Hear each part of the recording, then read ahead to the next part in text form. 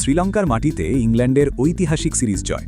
Joe Root আর Harry ব্রুকের দাপটে 2021 সালের পর লঙ্কানরা প্রথমবার ঘরের মাঠে সিরিজ হারল।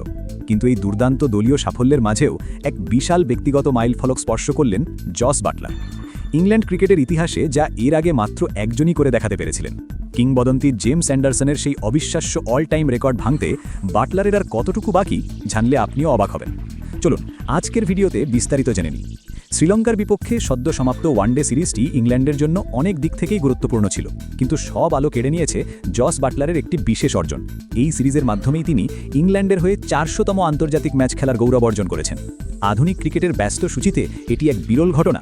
2011 সালে আন্তর্জাতিক অভিষেকের পর থেকে গত এক যুগেরও বেশি সময় ধরে বাটলার ইংল্যান্ড ক্রিকেটের এক অবিচ্ছেদ্য অংশ।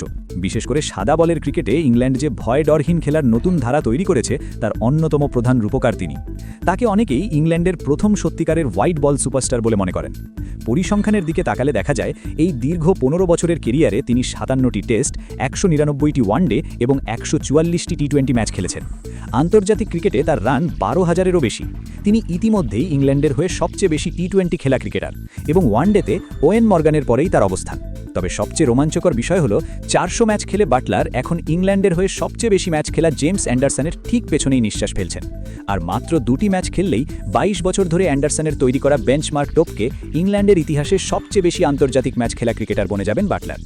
শ্রীলঙ্কার বিপক্ষে আসন্ন 3 ম্যাচের টি20 সিরিজেই হয়তো আমরা তাকে এই নতুন ইতিহাস গড়তে দেখব। 2019 ওয়ানডে বিশ্বকাপ জয় থেকে শুরু করে 2022 সালে অধিনায়ক হিসেবে টি20 বিশ্বকাপ জয়, বাটলারের এই 400 ম্যাচের যাত্রা প্রমাণ করে তিনি ইংল্যান্ডের আধুনিক যুগের অন্যতম সেরা গ্রেড। একজন ফিনিশার থেকে বিশ্বজয়ী অধিনায়ক, বাটলারের এই ধারাবাহিকতা সত্যিই অতুলনীয়।